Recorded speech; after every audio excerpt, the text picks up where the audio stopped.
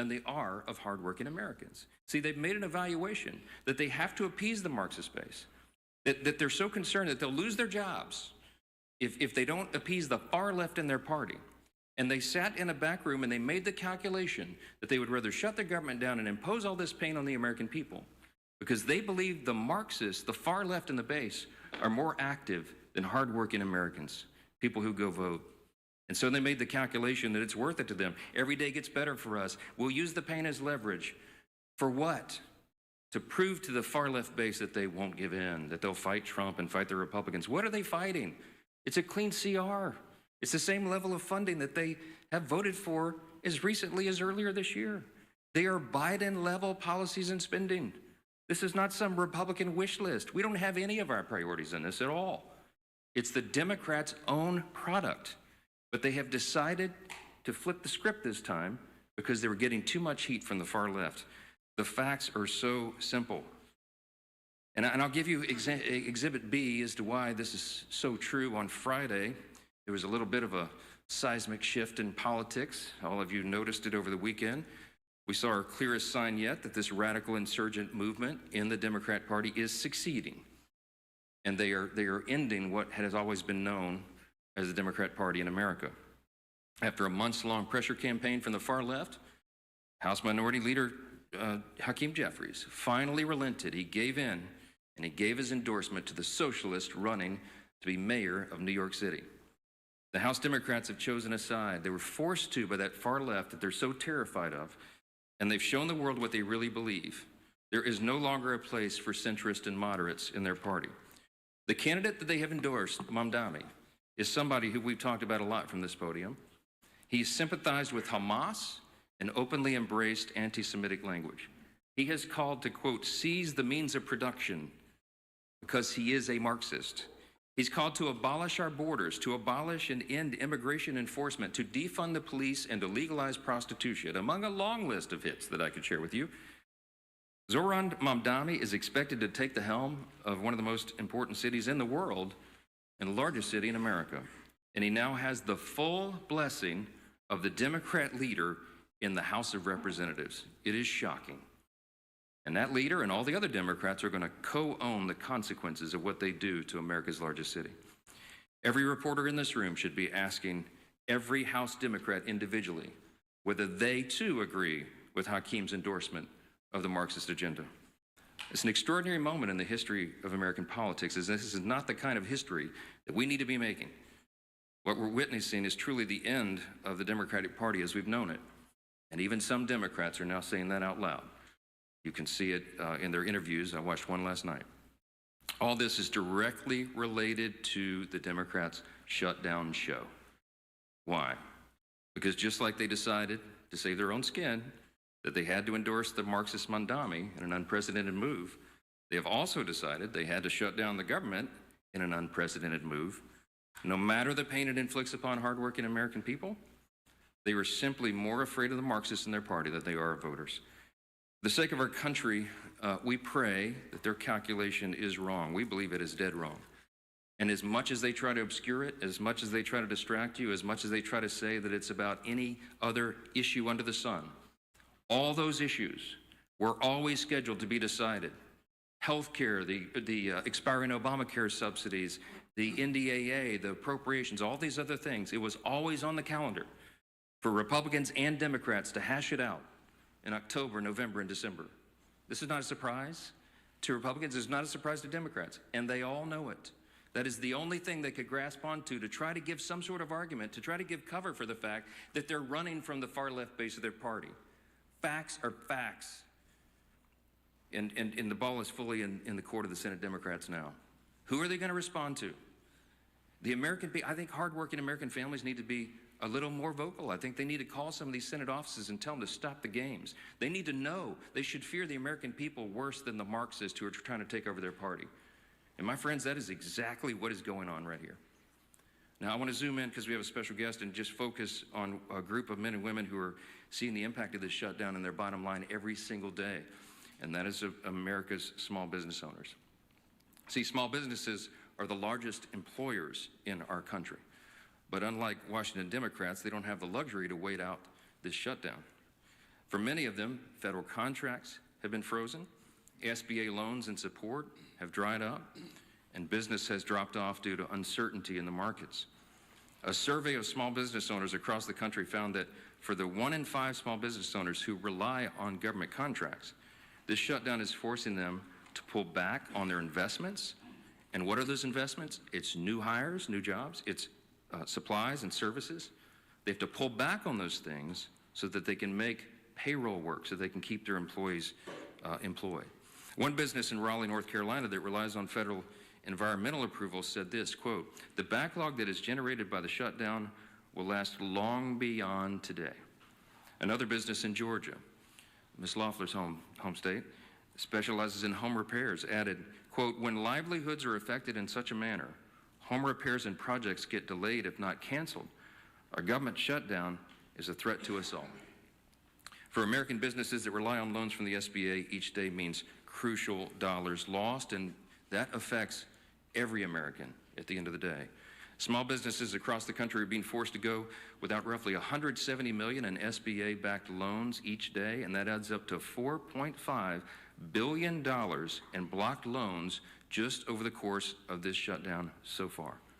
So while Chuck Schumer says that every day gets better for his party, every day is getting much, much harder for the people who are keeping the lights on around the country. To share more about what small businesses are experiencing firsthand, we are really delighted to join and welcoming this morning the Administrator of the U.S. Small Business Administration, Kelly Loeffler. Kelly, thanks for being here. Thank you, Speaker.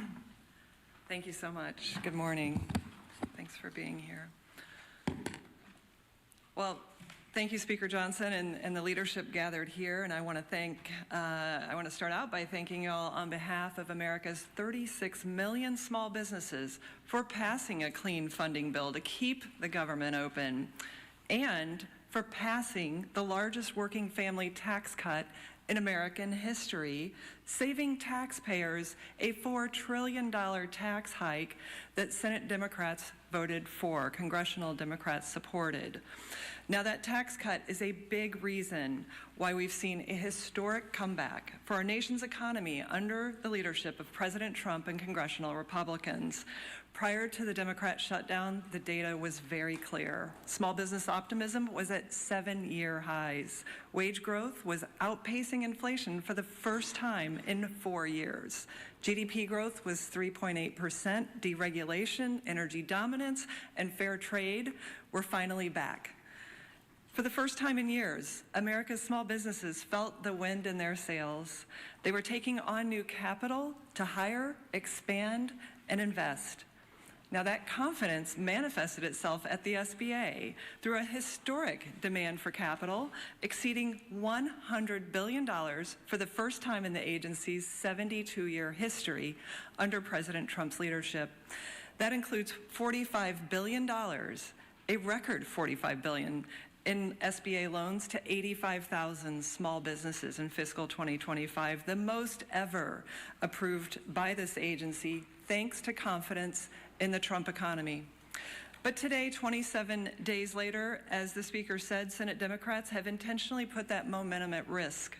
The SBA's loan guarantee programs have been halted, and Main Street's capital has been choked off because Senate Democrats are playing politics with lives and livelihoods. They're demanding $1.5 trillion in taxpayer money to fund health care for illegal aliens and other liberal causes. Their spin is fact-free. They want to subsidize their broken, fraudulent, and unaffordable health care system, where premiums have increased by 80% since 2014, and those are the enormous costs that are borne on the shoulders of small businesses. But the pain is the point. Every single day of this shutdown has stopped 320 local businesses every single day from accessing $170 million in SBA loans for hiring and for expansion. Now, in Chuck Schumer's own state, that is $40 million every single week. In my home state of Georgia, Senator Ossoff and Senator Warnock shutting down $35 million in Main Street capital every single week.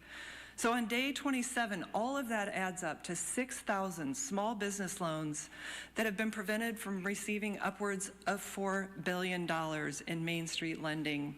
And it's not just the flow of capital that it's been cut off, as the speaker said. It's small businesses that rely on federal contracts. Thousands of them across the country have received stop work orders.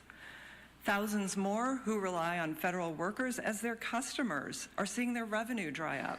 Here in Washington, of course, but around our military communities, around main streets across America. It's our storefronts that are cutting back hours, manufacturers that are shelving expansion plans, and generational businesses that are closing their doors for good. It's business that they will never get back. Thousands of painful stories like these are playing out, and that's what Democrats are talking about when they say they now have leverage. Now, America's small businesses make up 99% of all of our nation's businesses. They create 2 out of every 3 new jobs, and they make up about half of our GDP. So when the CEA estimates that every week of the Democrat shutdown, it shrinks the U.S. economy by $15 billion. That cost is borne by Main Street. When they estimate that Senate Democrat shutdown will cost our economy 43,000 jobs, those jobs are at local businesses. All because Senator Schumer and his caucus are willing to sacrifice Main Street so that they can derail President Trump's historic economic agenda and appease the socialist radicals who are now in charge of the Democrat Party. It's why I'm so proud to stand here with Speaker Johnson, Chairman Williams, and the entire House leadership team, because we are united behind Main Street, our military, and those who rely on critical federal services. It's time for Chuck Schumer to end the political stunt, pass a clean funding bill, open the government, stop putting illegal aliens and the Marxist socialist demands of your radical base over small businesses back home. We must bring the same common sense that prevails on Main Street back to Washington. I'll now turn it over to my good friend and chairman of the Small Business Committee, Roger Williams, from the great state of Texas. Thank you, Senator. Thank you, Mr. Speaker. I appreciate Administrator Loeffler, and she's quoted you a lot of numbers, which are all true, but let me just tell you this. I chair the Small Business Committee. I'm a small business owner. I didn't sell my business 10 years ago or anyone. We still have our family business, been in business almost since 1939. I've been in it 57 years. I know what's happening on Main Street when it's good and when it's bad. And let me tell you, Main Street is very fearful of the Schumer shutdown. He is totally holding Main Street America, small business owners, small business employees at bay because of his future that he's concerned about. It has nothing to do with it. Main Street is 99% of the businesses are small businesses. 75% of the payroll, 75% of the workforce is small business. It's every small business in your hometown, in Schumer's hometown, in my hometown. I go over, and I'm not necessarily as much a congressman when I get home as much as a small business owner. And I can tell you what's happening out there. I'm worried about the 99%. I'm worried about the 75% of payroll, 75% of workforce. I'm worried about the fact that they cannot meet the payroll, as Administrator Loeffler said, with the SBA like it is right now, is ready to go. I mean, we are ready to go. We've had more activity in the SBA since November 5th than we've had in years because people want to start a business. So they see the Trump economy works. They want to start a business. They want to stay in business. I'm worried about that group of people. I'm worried about the fact that they can't meet payroll. I'm worried about the fact that they can't buy inventory. If you can't buy inventory, you can't sell anything. And the truth of the matter is, if you want to go deeper into it, if you don't have inventory, inflation will rise because you're not discounting your inventory. That's how capitalism works. That's how the private sector works. That's how we compete. So the other thing we did before the shutdown, Administrator, thanks to you, is the fact that we raised the loan limits from 5 to 10 million on manufacturing. Ready to go, ready to expand, ready to grow your business. And I would tell you, if we're lucky enough to have some more rate cuts, this economy, the Trump economy, is going to lead the way and explode. But we can't do it with Chuck Schumer hanging an anchor around everybody's neck because he's personally concerned about his political future. So as a small business owner, I'm just saying to all of you, the greatest asset America has is its people, its Americans, and it's Main Street America. Risk and reward built this country. Right now, there's no risk and reward. We're just playing defense. That will not work. This shutdown must end immediately to save small business, to save consumers, to save Main Street America. I'm honored to chair the committee. I'm honored to work with Senator Loeffler. We can get this done. Everybody's ready. It relies on one man, Chuck Schumer. Take a look at the small businesses in your district or in New York, Senator Schumer. Tell them that you don't care about them. Tell them you don't care if they meet their payroll. Tell them you don't care if they hire workers, and see how that goes. America is the greatest country in the world with the greatest workforce in the world. I'm proud to have a small part in supporting them and getting their country back on track. May God bless all of them. May God bless America. Thank you.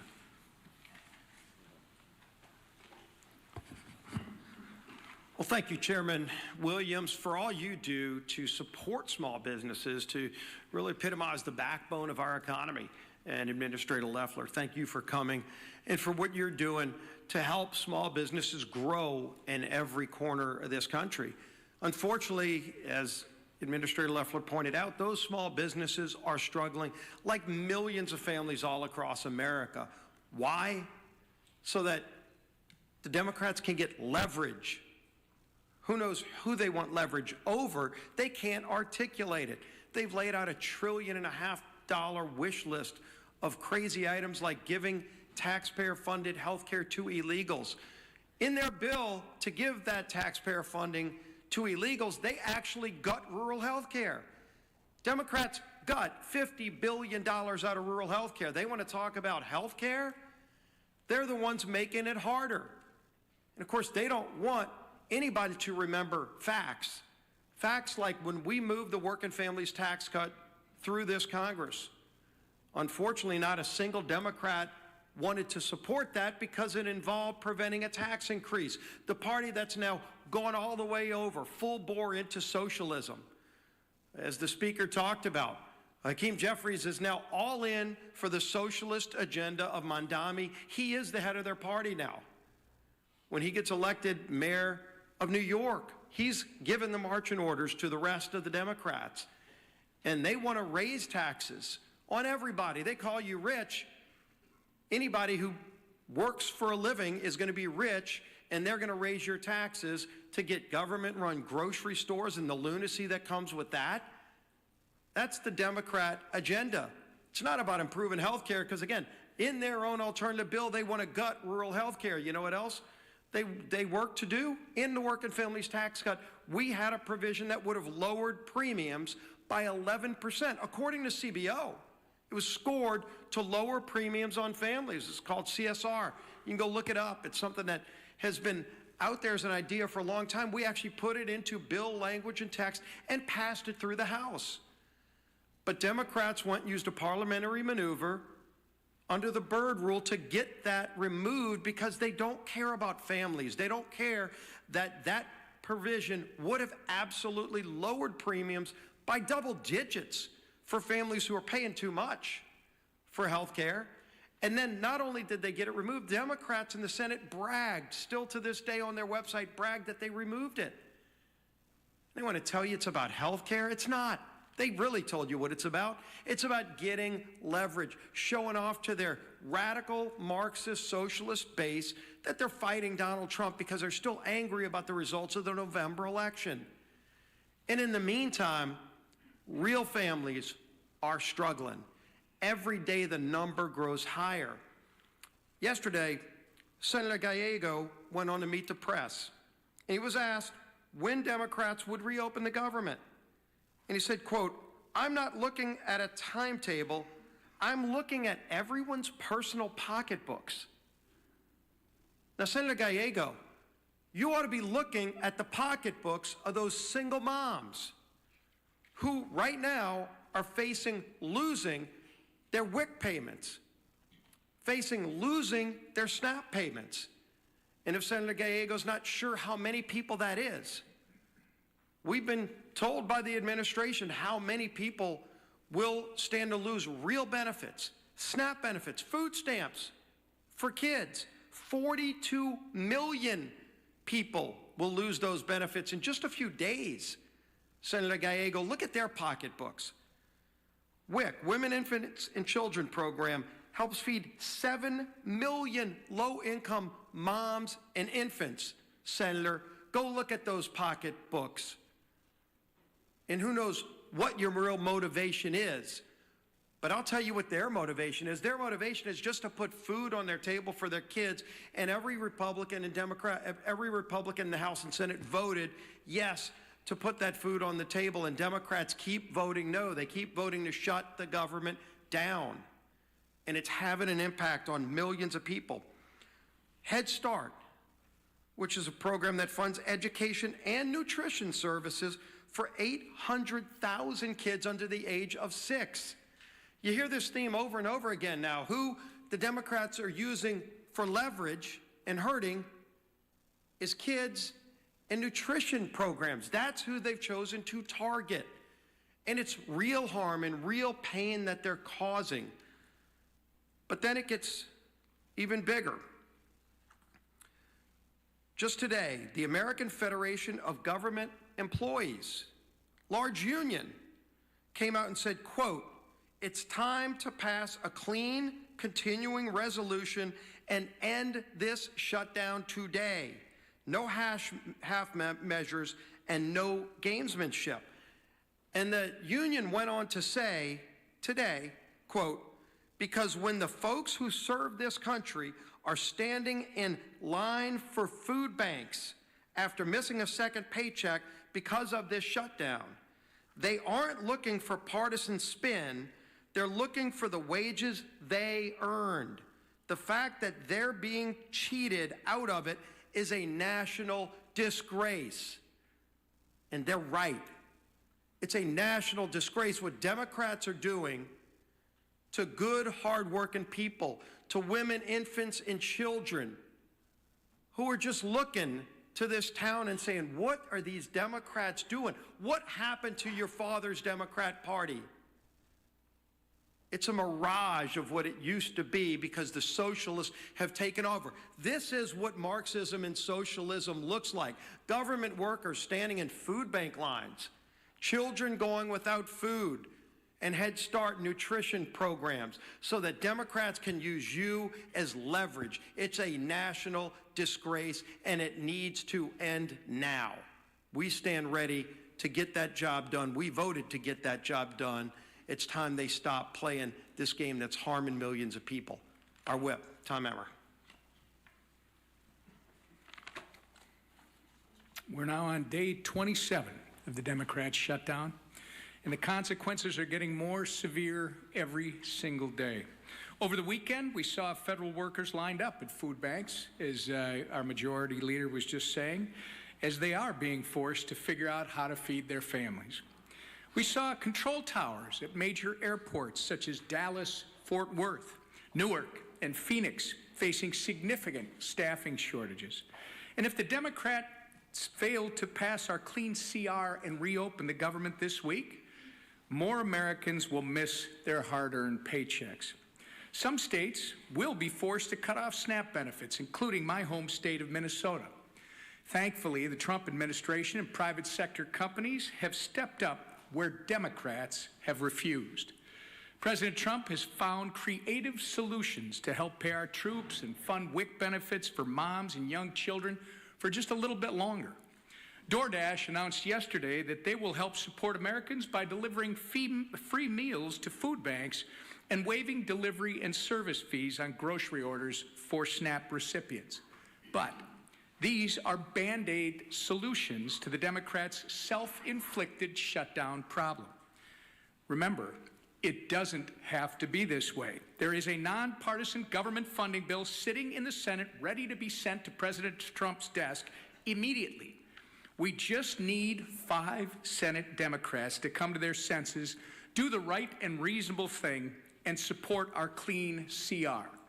Contrary to what House Minority Whip Catherine Clark believes, the American people are not leverage in the Democrats' shutdown charade.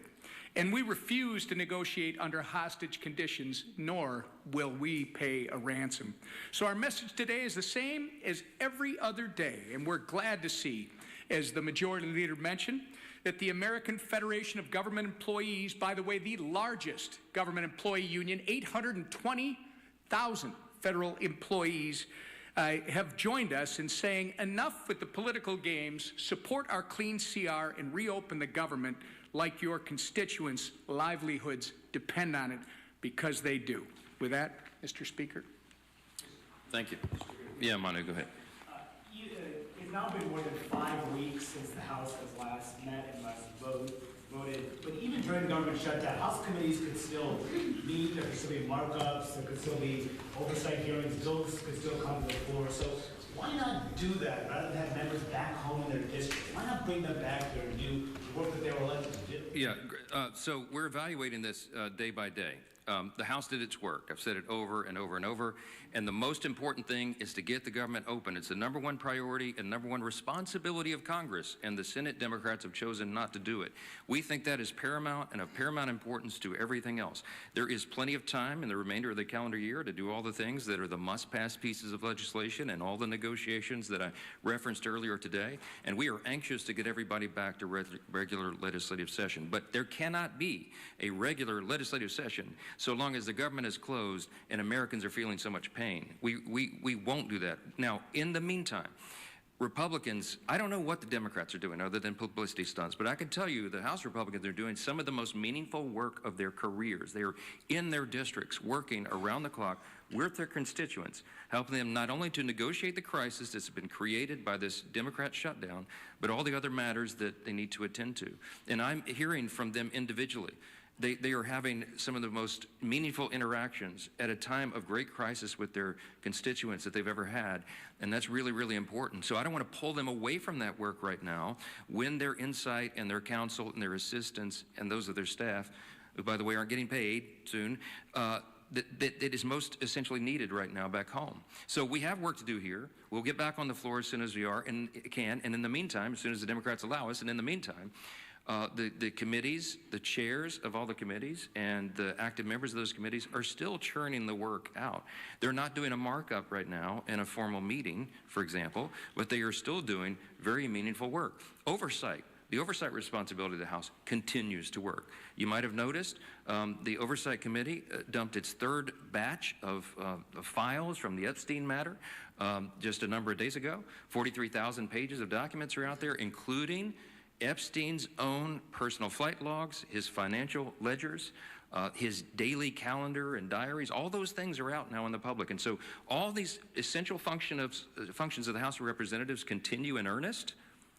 No, Hakeem Jeffries has said they're on vacation. Well, he might have sent the Democrats on vacation.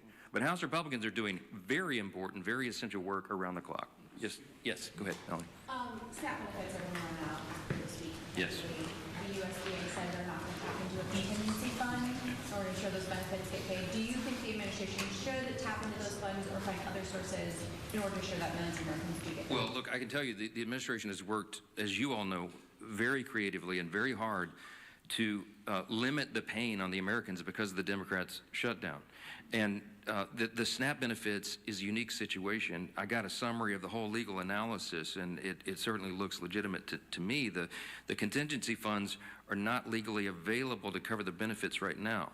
The reason is because it's a finite source of funds. It was appropriated by Congress, and if they transfer funds from these other sources, it pulls it away immediately from school meals and infant formula. So it's a trade-off. There has to be a pre-existing appropriation for the contingency fund to be used, and Democrats blocked that appropriation when they rejected the clean continuing resolution.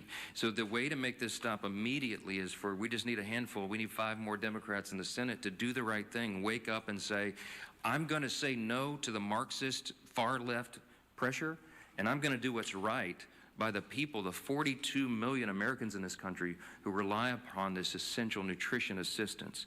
Am I going to starve my constituents, or am I going to appease the Marxists? That is their actual calculation, whether they say all of that out loud or not. Everybody in this room knows exactly what's going on. And it's so infuriating to us. The best way for SNAP benefits to be paid on time is for the Democrats to end their shutdown, and that could happen right now if they would show some spine. Yes? Thank you, Mr. Speaker. The military is that yet again have a paycheck problem into this week with others, of course, too. in the past, the president found the money to pay the military, including money, he says, from the donor, $130 million.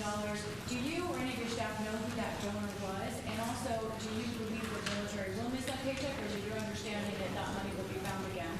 So the questions about military pay, we did get the president, as you know, tapped in research and development unobligated funds and paid the military in the middle of October. Their next check is due the end of this week, and we're not 100% sure. Now, I do know the administration and everybody is bending over backwards to try to figure that out, but I don't know the final analysis yet. With regard to who gave the $130 million very generous donation to help pay troops, by the way, that's just a small fraction of what is needed to pay the troops, as you know, but a very generous donation. I have not asked the president for the identity of that person because they want to remain anonymous, and I respect that. I've heard rumors, but I'm not 100% certain because, again, I haven't asked to verify that myself. Yes. Mr. Speaker, this AFGE, Leader Scalise and Whip Emmer both mentioned this new statement from the president of the American Federation of Government Employees. They represent 800,000 federal employees. They're obviously calling for a clean start of tasks, which is what you guys passed. Do you see this statement from AFGE as a turning point in this shutdown? Do you see this as something that could move Senator Schumer? Certainly, I hope so. It's a union, you know, and they represent such a large amount. There's 1.4 million federal employees. They represent 800,000 of them, and they said, to your point, in quote, pass the CR and open the government.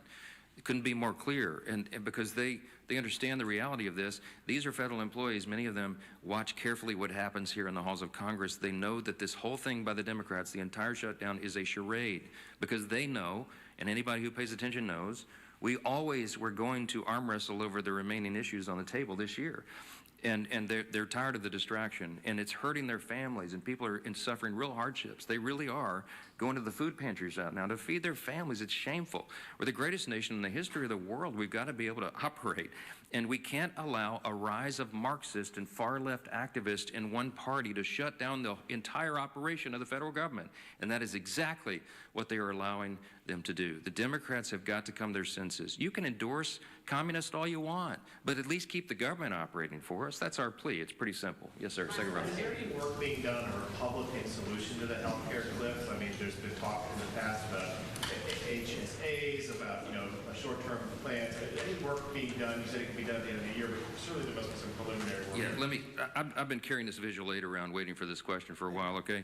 So when I say that the Republicans have been working on a fix for health care, we've been doing this for years, and many of you who've been on this beat for a while know this is two publications. When I was chair of the Republican Study Committee, the largest caucus of Republicans in Congress, we published volumes of ideas on health care. This was our volume 1, a framework for personalized, affordable care. We had an entire body of the smartest minds in Congress, the smartest Republican minds who worked around the clock. The Doctors Caucus, they talked to stakeholders from around the country and in all the areas related to healthcare, and they came up with a formula on how to reduce the cost of healthcare dramatically, how to make Obamacare affordable and workable in some way for the American people, to increase the access to care and the quality of care.